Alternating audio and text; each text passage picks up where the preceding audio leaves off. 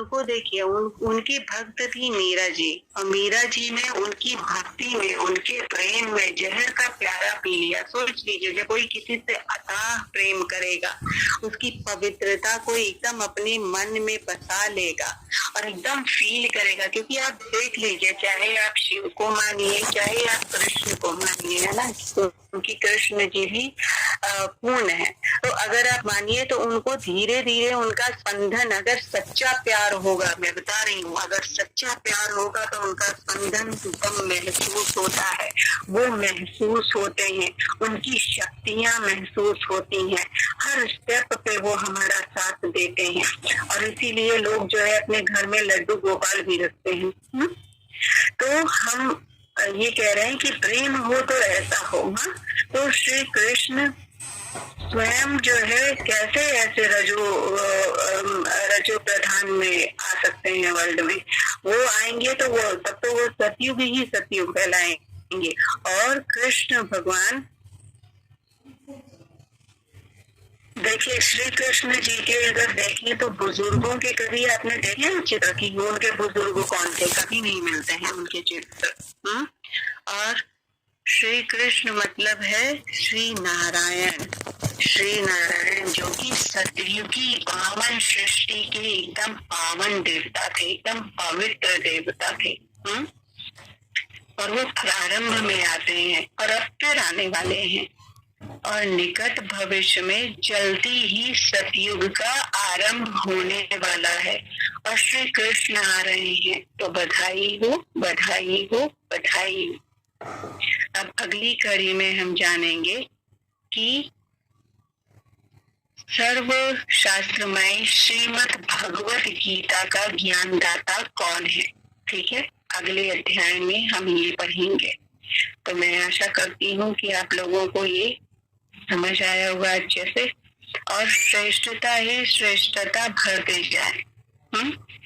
तो बाबा से यही मैं विनती करूंगी कि बाबा आप श्रेष्ठ दृष्टि ऐसे देते जाओ, ऐसे देते जाओ कि हर आत्मा में प्रेम आपके प्रति, कृष्ण के प्रति बढ़ता जाए, बढ़ता जाए, बढ़ता जाए, और इतना बढ़ता जाए कि उनकी दिव्यता और पवित्रता हम सब आत्माओं में, इस ग्रुप के जितने फरिश्ते हैं सब में फैलती जाए।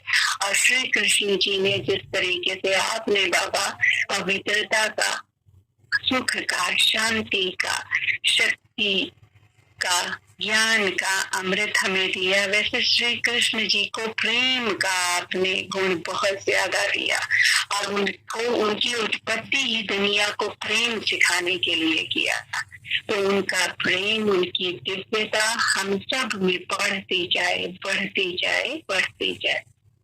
चलिए हम आगे बाबा की ही आशीर्वाद से आगे का अध्याय पढ़ेंगे।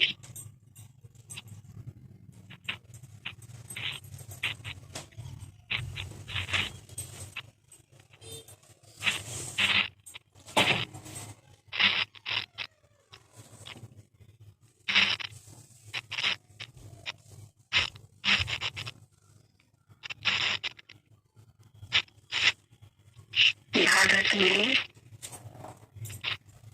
यद्यपि गीता ज्ञान को भगवान द्वारा ज्ञान दिया गया माना जाता है, और ये सत्य है, ये सत्य है कि स्वयं भगवान ने इसे हमें दिया। किस लिए दिया? ताकि हम एक स्टैंडर्ड जीवन लाइफ जी सकें।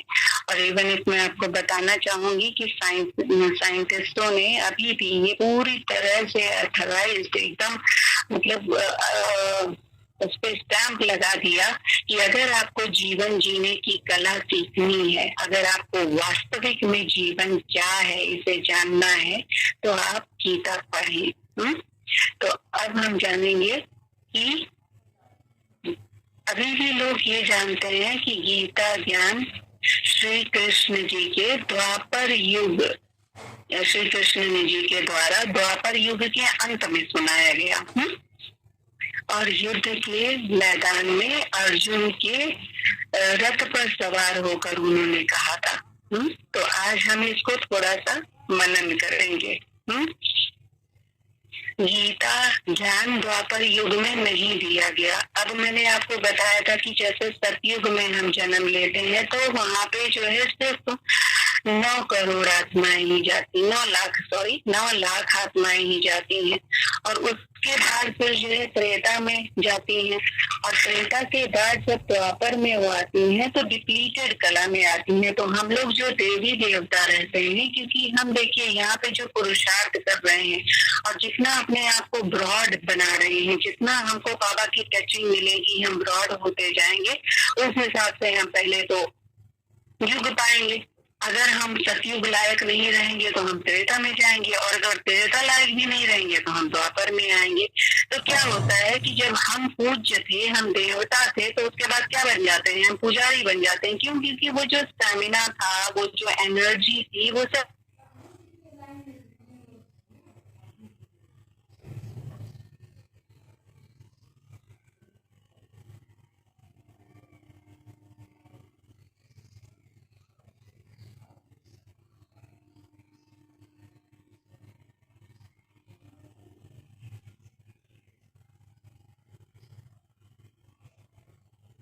हुई है। अब इस साइकिल के अनुसार ही हम जो है रोटेट होते हैं। तो जब हम देवता थे, देवी देवता थे, तो हमारी तो उच्च स्थिति थी, क्योंकि वहां हमें पुरुषार्थ करने की कोई जरूरत नहीं थी, और ना वहां पे शिव बाबा रहेंगे, क्योंकि वहां पे जो भी जैसे ये 16 कला संपूर्ण श्री कृष्ण जी रहेंगे। तो अब कृष्ण जी का राज्य रहेगा, उनके साथ हम रहेंगे। फिर राम जी का आएगा, फिर राम जी का राज रहेगा, उनके साथ रहेंगे। और उसके बाद जैसे ही हम द्वापर में आएंगे तो पता चला हमारा वो देवी देवता जो है धर्म, वो खत्म हो जाएगा, और हम हो जाएंगे पूज्य से पुजारी बन जाएंगे।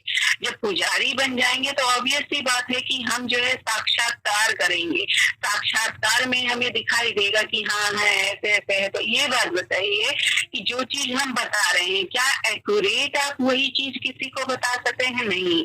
मैं जो बता रही हूँ, मेरा बताने का सेंस एकदम अलग है। आप जब किसी और को बताएंगे तो उसका सेंस अलग है। मैं जो लिखूंगी, मैं जो बोलूंगी, वो जो आप लिखेंगे, उसका भी सेंस परिवर्तित हो जाएगा, है ना। तो ऐसे ही जब हमें साक्षात्कार होता है तो हमने कई चीजें उसमें जो है क्या कर दिया, अपने मन का भी लिख दिया। क्यों? क्योंकि साक्षात्कार भी पूरी तरह से नहीं होगा। अगर वही होगा तो फिर सतयुग और त्रेता तो एज इट इज बना रहेगा। तब द्वापर की क्या जरूरत है, तब कलयुग की क्या जरूरत है? तो डिप्लीट एनर्जी में तो जाना ही जाना है। तो हम लोग क्या करते हैं, उसको अपने मन से भी उसी में ऐड कर देते हैं, और जब ऐड करते हैं तो उसकी धारणा में चलते रहते हैं। और धारणा में चलने पे ऐसा नहीं है कि हमें बेनिफिट नहीं होता, बेनिफिट होता है, लेकिन उतना बेनिफिट नहीं होता जितना सतयुग और त्रेता में। इसीलिए देखिए, हर आत्मा क्या चाहती है, प्यार चाहती है। और कैसा प्यार चाहती है? एकदम देवी देवता जैसा प्यार चाहती है, पवित्र प्यार चाहती है, छल ना हो, जिसमें धोखा ना हो, है ना, जिसमें स्वार्थ ना हो, ऐसा प्यार। तो ऐसा प्यार, इसका मतलब हम लोगों ने देखा है ना, तभी तो हमें चाहिए। और वो चीजें यहाँ पे द्वापर में गलत जो है शास्त्र में लिख दी गई, और फिर बताने लगे लोग। फिर ये जो ज्ञान है वो संगम युग में दिया जा रहा है, और हम लोग सब क्या हैं, हम लोग सब पांडव हैं जो अभी इस ज्ञान को ले रहे हैं।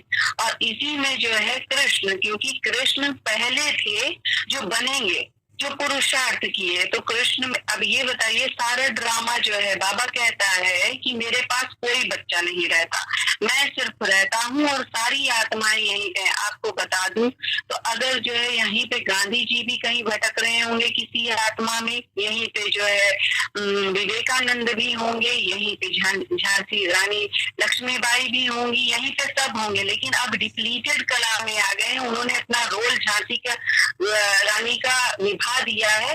अब रोल आ गया है सिर्फ जो है अपना पुरुषार्थ करने का, और कोई रोल अब रहा ही नहीं दुनिया में। पुरुषार्थ करके हमें वापस जो है घर जाना है। हाँ, आज के राम में कहा जाता है कि आज की जो राम है वो मोदी जी है।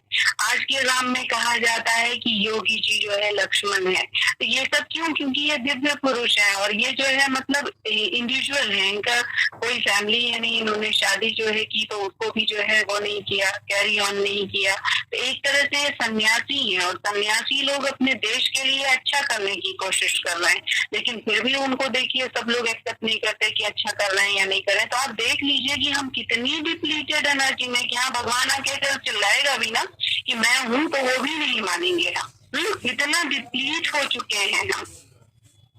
तो शिव बाबा वही समझा रहे हैं, कहते हैं कि इतना चेंज किया गया कि उसमें जो है मैं आकर आप लोगों को ज्ञान सिखाता हूँ, वास्तविक ज्ञान। और अपने पांडवों को अब चित्र में भी अद्भुत रहस्य दिखाया गया है कि वास्तव में निराकार परमात्मा ने श्री कृष्ण, अब श्री कृष्ण को तो द्वापर में दिखा देते हैं कि उनसे जो है बोला गया, लेकिन आप देखिए तो भगवत गीता भी मैंने बहुत पढ़ी है और इवन इफ मैं स्कॉन से भी जुड़ी रही हूँ और स्कॉन के बहुत अच्छे दिव्य लोग मुझसे जुड़े हैं, तो मैंने देखा कि उसमें भी जो है उनसे मैंने बात भी की तो वो लोग बहुत खुश हुए कि हाँ मेरा ज्ञान जो है मतलब डेप्थ में मैं समझती हूँ चीजों को।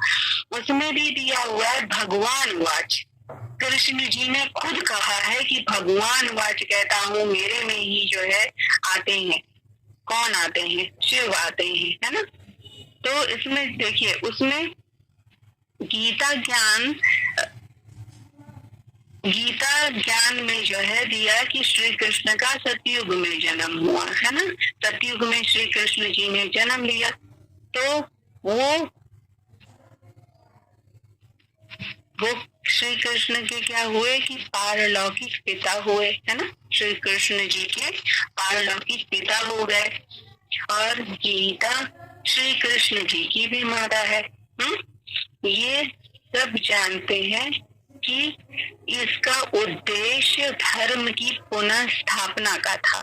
इसमें हमें ये बहस करने की जरूरत नहीं है किसने दिया किसने नहीं दिया, बस इसका बेसिक जो है उद्देश्य क्या था कि धर्म की स्थापना था। और गीता में भगवान ने स्पष्ट कहा है कि मैं अधर्म का विनाश करने और सत्य की स्थापना करने के लिए अवतरित होता हूँ। उन्होंने कहा है अवतरित होता हूँ।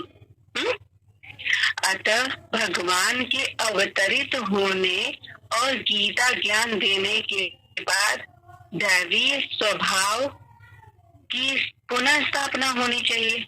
लेकिन सब जानते हैं और मानते हैं कि द्वापर के बाद कलयुग शुरू हो गया, जिससे दो धर्म की अधिक हानि हुई और मनुष्य का जो स्वभाव है वो तमो प्रधान हो गया।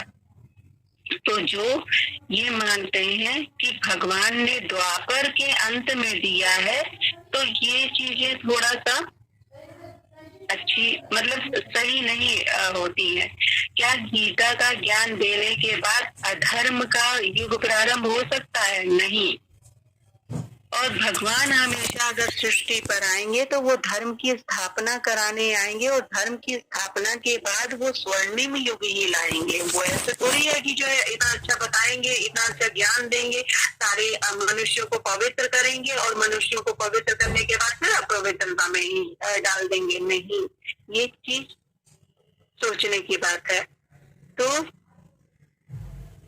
भगवान का अब देखिए कृष्ण जी का जन्म मानना और उसके बाद फिर उनका अवतरण मानना और उन्हीं के द्वारा जो है गीता ज्ञान सुनाना और उसी के बाद फिर अधर्म इतना ज्यादा बढ़ जाना, ये तो उनकी ग्लानि हुई, है ना। ये उनकी ग्लानि कृष्ण जी की, क्योंकि कृष्ण जी तो संपूर्ण 16 कलश संपूर्ण थे। तो भगवान बोलते हैं कि मैं अवतरित होकर असुरों से इस धरा को खाली करता हूँ और क्या मैं सही धर्म की स्थापना करता हूँ और नर को नारायण बनाता हूँ, क्योंकि पहले पुरुष कौन है? कृष्ण भगवान ही है, नारायण ही है। तो मैं नर को नारायण बनाता हूँ और नारी को लक्ष्मी बनाता हूँ और सबकी सदगति करता हूँ।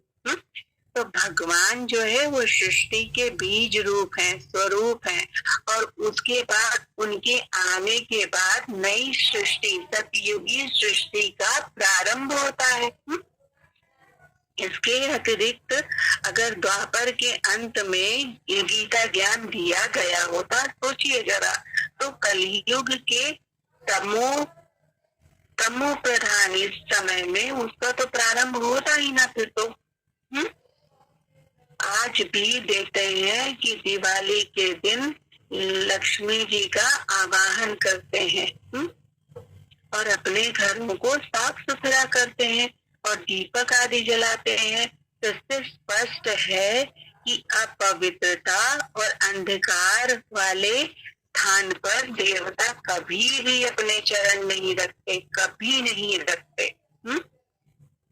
अतः श्री कृष्ण जी का या लक्ष्मी प्रति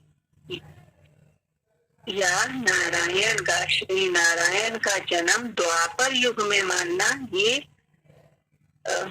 भूल है। उनका जन्म सतयुग में था और उनके सारे मित्र, संबंधी, प्रकृति सब जो है दिव्य थे।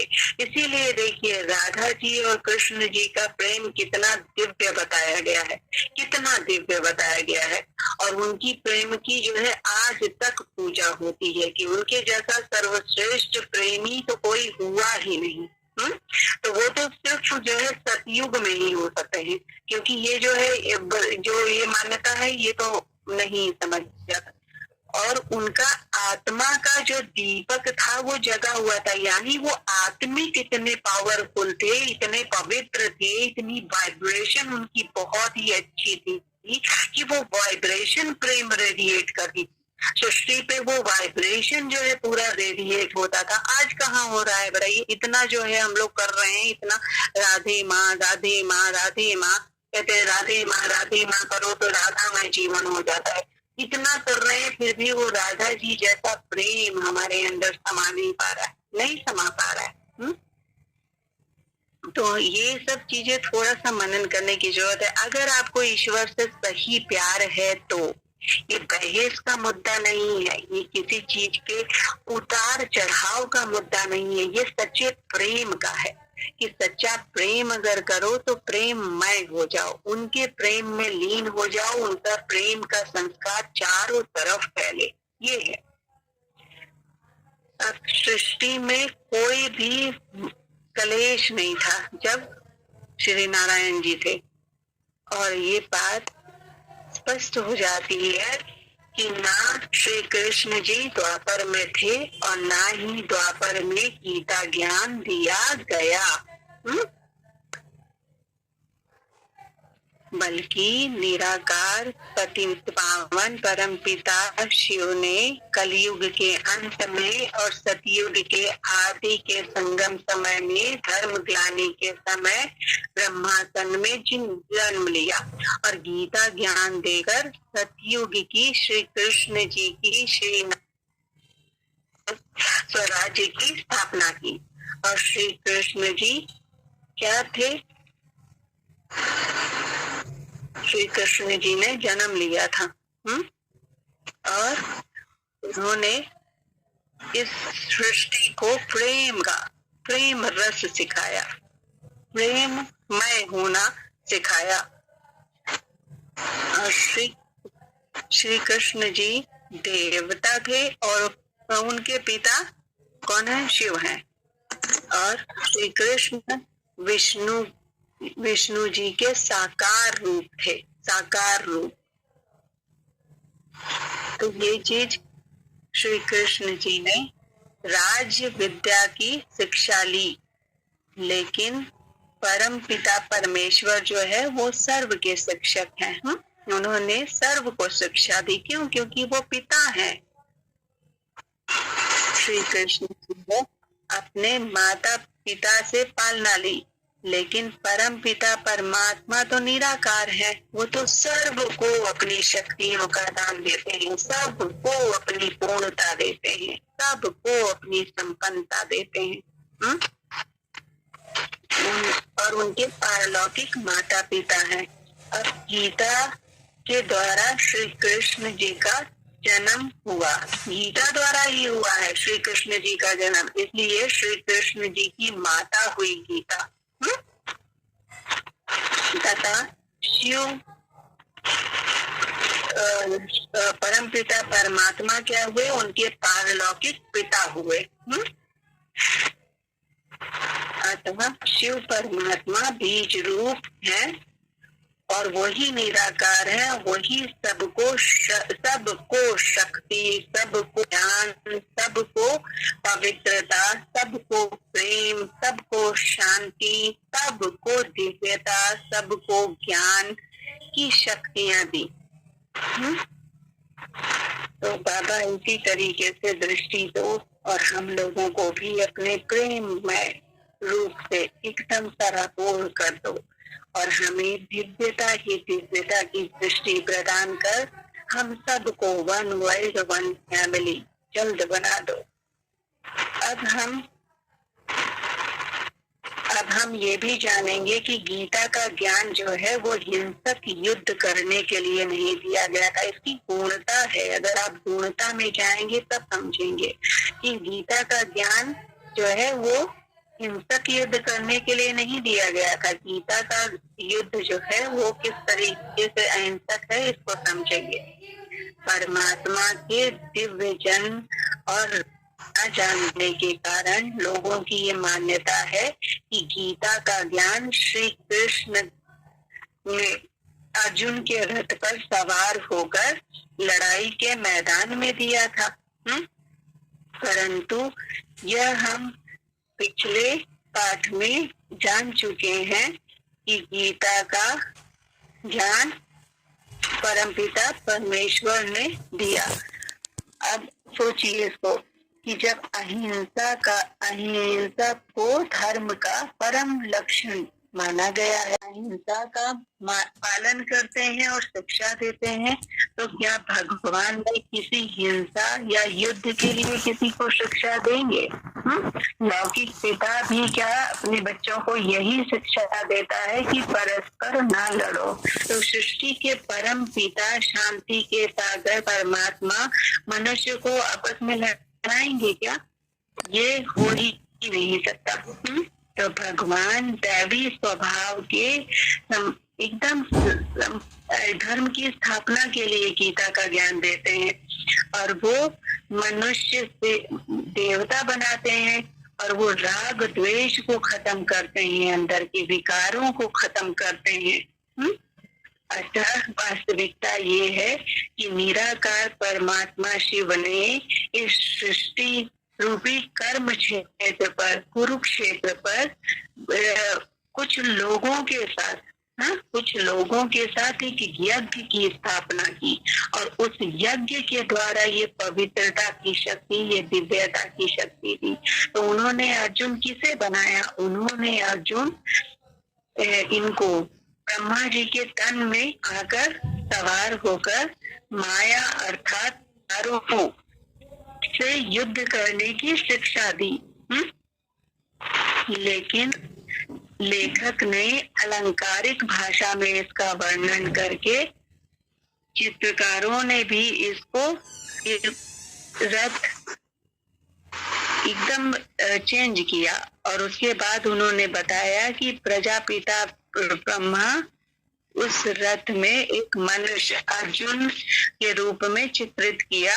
और वास्तविकता ये है कि एकदम ये जो वास्तविकता थी ये प्रायलोप हो गई, क्योंकि आपको बताया कि संगम युग जो है वो सिर्फ 1 वर्ष का युग है, मतलब 100 ही उसमें जो है वर्ष है। तो उसमें जो है 100 वर्ष में ही वो क्या होता है संगम युग, और वो लोप हो जाता है, क्योंकि बाबा ये ज्ञान लोप कर देते हैं ताकि फिर जो है ये सब खत्म हो और फिर से जो है ये सृष्टि ऐसे जाए सतयुग में, सतयुग से त्रेता में, फिर द्वापर में, फिर कलयुग में घोर आए और घोर कलयुग में आने के बाद फिर वास्तविक उसी ज्योति वास्तविक ज्ञान की तरफ दौड़े और फिर जो है ये सब हो, ये ड्रामा ही इस तरीके से बनाया ही है। तो हम इसको समझेंगे, एकदम डेप्थ में समझेंगे। संगम युग में भगवान शिव ने प्रजापिता ब्रह्मा के तन में अवतरण लिया और धर्म की स्थापना हुई। तब उसके पश्चात कलयुग सृष्टि का महाविनाश हुआ और सतयुग की स्थापना हुई। इस परिवर्तन के कारण प्राय लुप्त ये ज्ञान हो जाता है। लेकिन फिर क्या होता है कि जब द्वापर युग में क्या किया कि जब ये गीता लिखी गई तो संगम युग के ये जो वृत्तांत का है ना, वृत्तांत का वर्णन व्यास ने वर्तमान समय के अनुसार किया और उस समय के अंतर को ही द्वापर युग में गीता का ज्ञान मान लिया गया। ये समय के अंतर को ही दिखा दिया गया और वो गीता का ज्ञान मान लिया गया। परंतु इस भूल से संसार में क्या हुआ, बहुत हानि हुई। क्योंकि अगर ठीक से ये रहस्य मालूम होता कि निराकार परमपिता परमात्मा शिव ने दिया था, जो श्री कृष्ण जी के पारलौकिक पिता हैं और सर्व धर्मों के परम पूज्य हैं, सबके एक सदगति दाता हैं, एक राज भाग्य देने वाले हैं, तो सभी धर्म के अनुयायी गीता को ही तम शास्त्र मानते। फिर इतने सारे शास्त्र नहीं होते, ये कुरान बाइबल ये सब ना होता। और उनके महावाक्यों को परम पिता का महावाक्य मानकर स्वीकार करते और भारत को ही सर्वोत्तम तीर्थ मानते और शिव जयंती को ही गीता जयंती और गीता जयंती को ही शिव जयंती मानते। वो एक ज्योति निराकार स्वरूप परमपिता परमात्मा शिव से ही योग लगाते और योग युक्त रहते और सुख शांति की पूर्ण विरासत रहती। लेकिन उपयुक्त रहस्यों को न जानने के कारण है ना, सर्वमान्य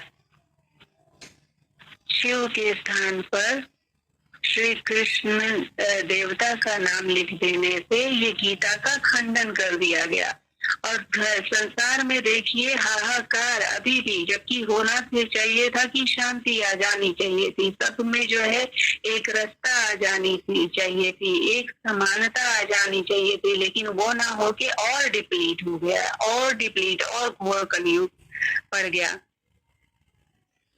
तो एक निरंकार परम पिता परमात्मा की, जैसे बाबा कहता है, एक मुझको ही याद करो, पहले निराकार को याद करो। निराकार को तो निराकार को याद करने से क्या होगा, आपकी आत्मा को बल मिलेगा और जब आपकी आत्मा को बल मिलेगा तो आपकी आत्मा से ये सब चीजें क्लियर होती जाएंगी। ऊपर से अपनी क्लिनजिंग आप ज्यादा शुरू करेंगे, अपना मनन चिंतन ज्यादा शुरू करेंगे, आपके पीछे के जन्मों का संस्कार जो है वो गायब होगा और आप जो है फिर अपनी शक्तियों को जानेंगे, अपने पुरुषार्थों को जानेंगे।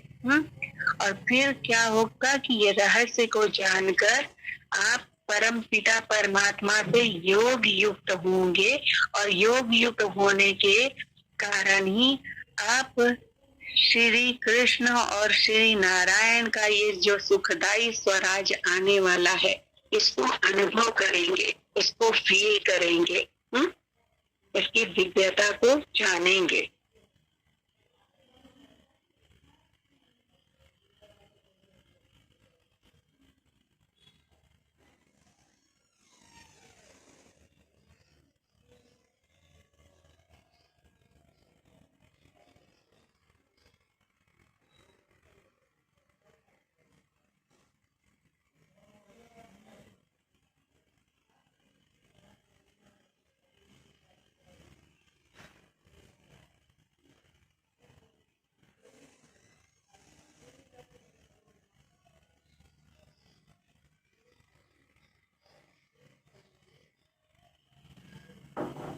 तो इसको बहुत अच्छे से समझने की जरूरत है।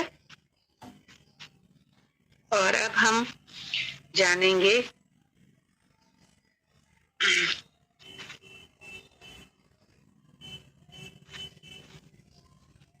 कि जीवन कमल पुष्प समान कैसे जाने, क्योंकि अब हम गीता के रहस्य को जान चुके हैं, गीता के ज्ञान को जान चुके हैं, बाबा की दिव्य शक्तियों को जान चुके हैं। तो स्नेह और सौहार्द के अभाव के कारण आज मनुष्य को क्या होता है कि वो अपने घर में रहता है लेकिन घर जैसा फील नहीं होता। एक मामूली कारण से घर का पूरा वातावरण खराब हो जाता है और मनुष्य की वफादारी और विश्वास पात्रता भी टिकाऊ नहीं रही अब। वो अपने नैतिक मूल्यों से काफी नीचे गिर चुका है, काफी नीचे तक। कार्यालय हो या व्यवसाय, घर हो या रसोई, अब परस्पर संबंधों को सुधारने और उसमें स्वयं को ढालने और स्वयं को मिलजुल कर चलने की जरूरत है। अपनी स्थिति को निर्दोष और संतुलित बनाए रखने के लिए हर मानव को मनोबल की आवश्यकता है, बहुत मनोबल की। तो इसके लिए योग बहुत सहायक हो जाता है। जो ब्रह्मा कुमार है वो दूसरों को शांति का मार्ग दिखाना एक सेवा, अपना कर्तव्य समझते हैं। ऐसे कुमारियां भी तो जन जन को ये ज्ञान देते हैं कि शांति पवित्र जीवन का एक दिव्य फल है और पवित्रता और शांति के लिए परमपिता परमात्मा का परिचय और उनके साथ मन का नाता जोड़ना जरूरी है। तो उन्हें ईश्वरीय विश्वविद्यालय या राजयोग केंद्र आने के लिए आमंत्रित करते हैं। क्यों? क्योंकि वहाँ पे ये आवश्यक ज्ञान दिया जाता है कि राजयोग को कैसे किया जाए, राजयोग का अभ्यास कैसे किया और जीवन को कमल पुष्प के समान कैसे बनाया जाए। इस ज्ञान और योग को समझने का फल ये होता है कि कोई कार्यालय में कार्य कर रहा हो या रसोई में कार्यरत हो तो भी मनुष्य सुख शांति परमात्मा के साथ स्वयं का संबंध स्थापित कर सकता है। और इसका श्रेष्ठ परिणाम यह होता है कि सारा परिवार प्यार और शांति के सूत्र में पिरोता है और वो वातावरण में आनंद आता है, सुख आती है, शांति आती है और वो परिवार एक सुव्यवस्थित और संगठित परिवार बन जाता है। दिव्य ज्ञान के द्वारा मनुष्य विकार छोड़ देता है और गुण उसमें बढ़ने लगता है और जिस मनोबल की जरूरत है वो योग से मिलती है। तो इस प्रकार मनुष्य अब जीवन को कमल पुष्प के समान बनाने में योग्य हो जाता है। और कमल की विशेषता है कि वो जल में रहते हुए भी जल से न्यारा होकर रहता है। हालांकि कमल के अन्य संबंधी ये कमल कंकड़ी होता है, इससे कहीं ऊपर होता है कमल। तो इसी प्रकार हमें अपने संबंधियों मित्र जनों के बीच में रहते हुए भी उनसे न्यारा अर्थात मोह जीत होकर रहना चाहिए, क्योंकि मोह देखिए बांधता है और प्यार जो है वो स्वतंत्रता देता है। अगर आपको प्यार होगा तो वो स्वतंत्रता देगा, उसमें भय नहीं होगा, और मोह होगा तो मोह में भय होगा और मोह विकारों को उत्पन्न करता है। कुछ लोग कहते हैं कि गृहस्थ में होना ऐसा असंभव है, परंतु देखें कि अस्पताल में नर्स अनेक बच्चों को संभालते हुए भी उनसे मोह रहित होती है। ऐसे ही हमें भी चाहिए कि हमें परम पिता परमात्मा का सबको बच्चा देखना चाहिए कि सब परम पिता परमात्मा के बच्चे हैं। अपने घर के भी लोगों को ऐसे ही देखना चाहिए कि सब परम पिता परमात्मा के बच्चे हैं और एकदम ट्रस्टी होकर उनसे व्यवहार करना चाहिए। एक न्यायाधीश भी जो है खुशी या गम के जब निर्णय सुनाता है तो उनके प्रभावधीन नहीं होता, ऐसे ही सुख दुख की परिस्थिति में भी साक्षी होकर हम रहे। इसी के लिए हमें सहज राजयोग सीखने की आवश्यकता है। जैसा कि चित्र आपको भेजा था मैंने परिवार का, उसमें दिया था कि यदि अगर हम कोई कर्म परमात्मा की याद के बिना करें तो वो कर्म विकर्म बन जाता है, और यदि हम परमात्मा की याद में कोई भी कर्म करते हैं तो वो कर्म श्रेष्ठ कर्म की श्रेणी में आता है। अर्थात परमपिता परमात्मा की याद में किया गया कार्य, हर कार्य हमारे जीवन को कमल पुष्प के में मनाने में मदद करता है। तो हमें इस चीज को बहुत अच्छे से समझने की जरूरत है, और इसको जितना जितना हम गहराई से समझते जाएंगे उतना उतना हमें क्लियरिटी आती जाएगी, उतना उतना हमारे सबके साथ संबंध और गहरे न्यारे और अच्छे होते जाएंगे।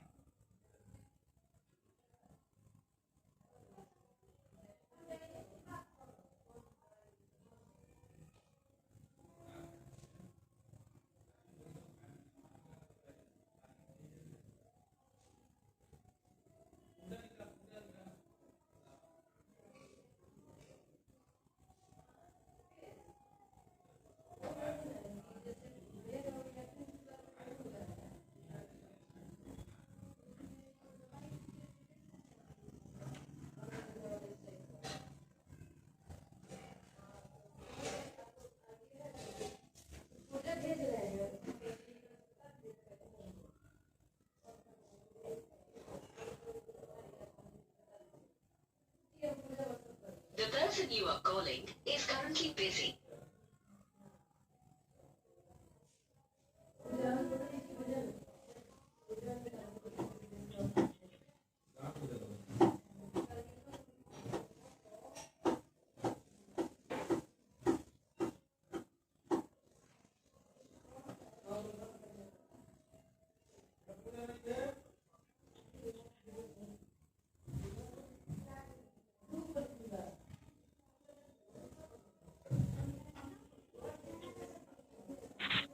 तो हम फुल अवेयरनेस में जितना रहेंगे उतना क्या करेंगे कि हम आत्मा की ओरिजिनल स्वभाव संस्कार को अपने अंदर इनबिल्ट करेंगे, और जितना हम आत्मा की ओरिजिनल स्वभाव संस्कार को अपने अंदर इनबिल्ट करते जाएंगे उतना हम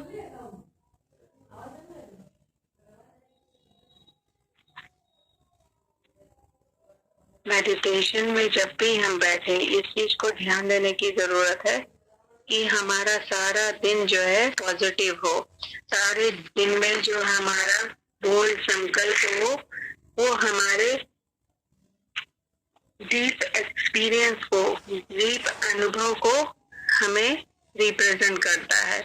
और जितना हम डीप एक्सपीरियंस करेंगे, जितना डीप योग करेंगे, चाहे वो 10 मिनट हो चाहे 15 मिनट हो, उतने ही टाइम पर हम पॉजिटिव ना रहें बल्कि पूरे टाइम पॉजिटिव रहें, पूरे टाइम। और पूरे टाइम पॉजिटिव रहने के लिए क्या करना होगा हमें कि हमें अपनी आत्मिक स्थिति, हमें अपने मन को देखते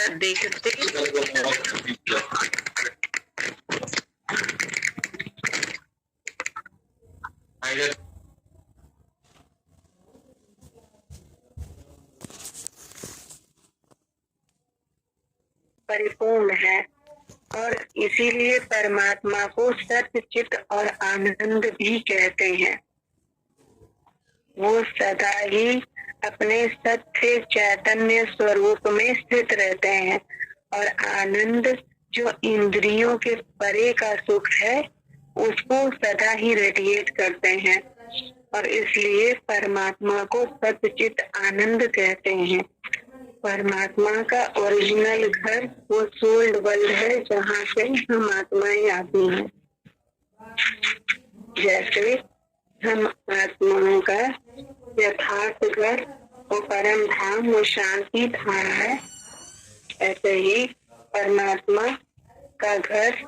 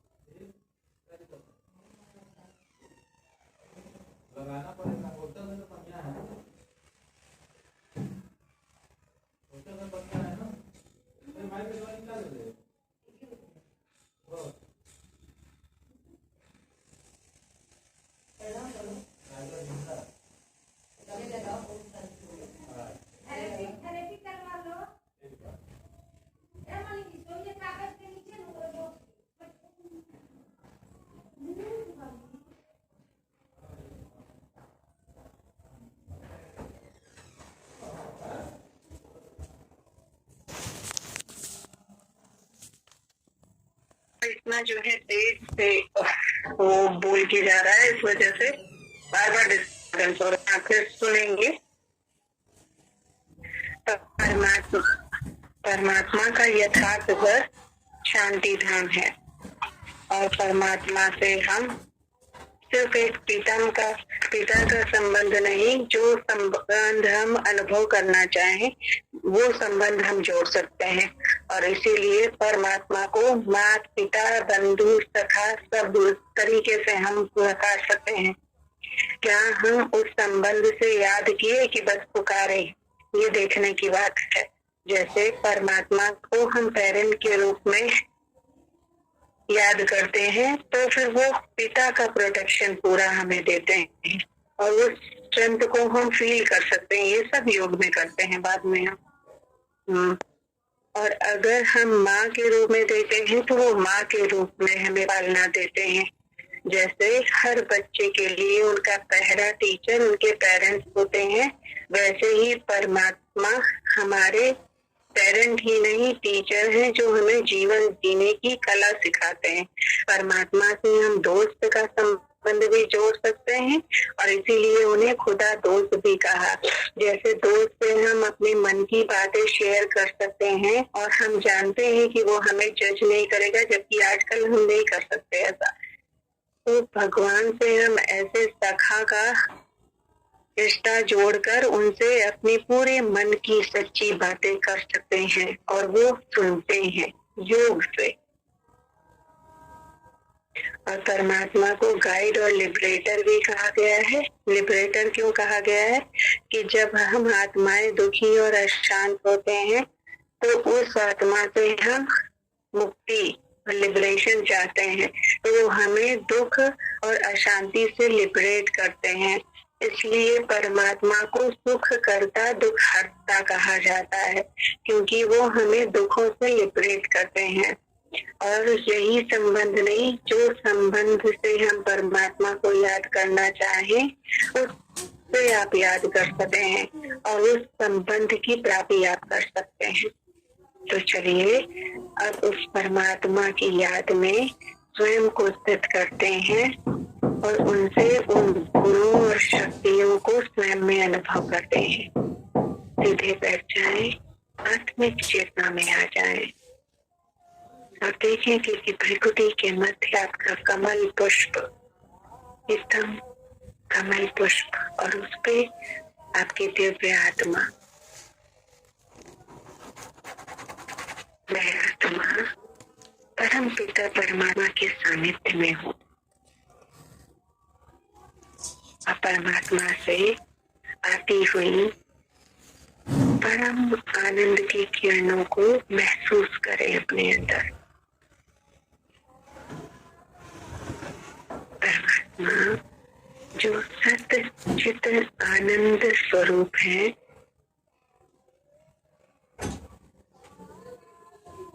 उनके सानिध्य में मैं आत्मा भी अपनी यथार्थ ओरिजिनल स्वरूप आत्मिक स्वरूप को इमर्ज कर रही हूँ।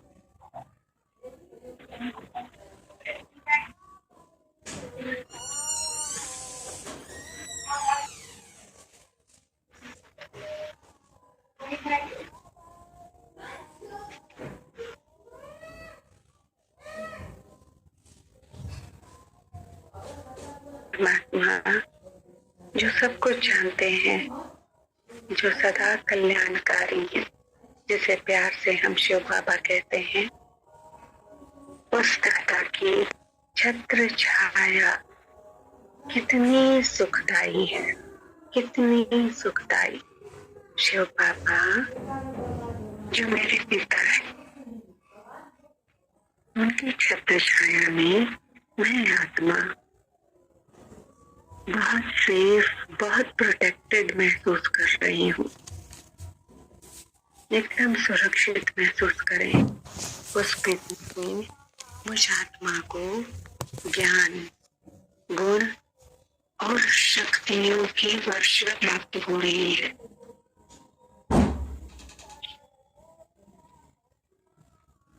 परमात्मा जो मेरी माँ भी है,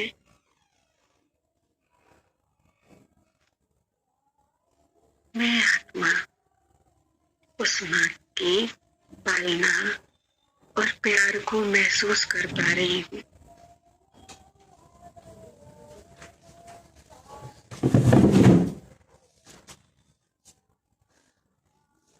एक दोस्त की कंपनी और कंपेनियनशिप को उस परमात्मा के साथ महसूस कर पा रही हूँ। वो खुदा जो मेरा सबसे प्रिय दोस्त है, उस दोस्त के अनकंडीशनल एक्सेप्टेंस को मैं महसूस कर पा रही हूँ। कोई जजमेंट नहीं, बस एक्सेप्टेंस, जिससे मैं अपने दिल की बातें भी शेयर कर सकती हूँ। परमात्मा जो मेरे गाइड और लिबरेटर भी हैं, वो मुझे दुख और अशांति से लिबरेट कर रहे हैं।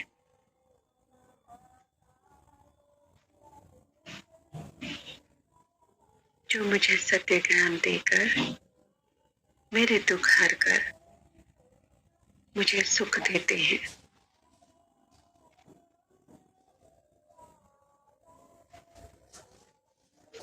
परमात्मा से मैं आत्मा, माता पिता, बंधु, सखा, गाइड, लिबरेटर, इन अनेक संबंधों के सुखों को प्राप्त कर सकती हूँ, बहुत आसानी से, बहुत सहजता से। इन संबंधों के आधार पे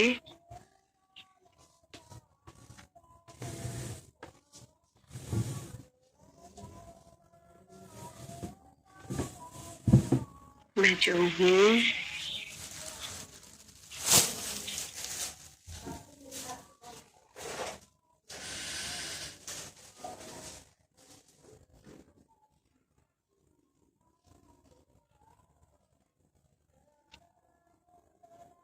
और मैं जैसी हूँ, परमात्मा मुझे स्वीकार कर रहे हैं।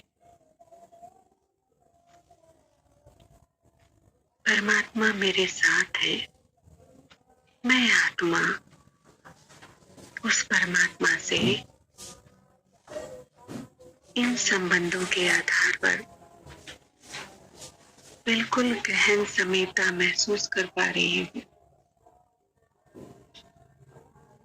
इस अनुभव में एकदम गहराई से खोए रहे।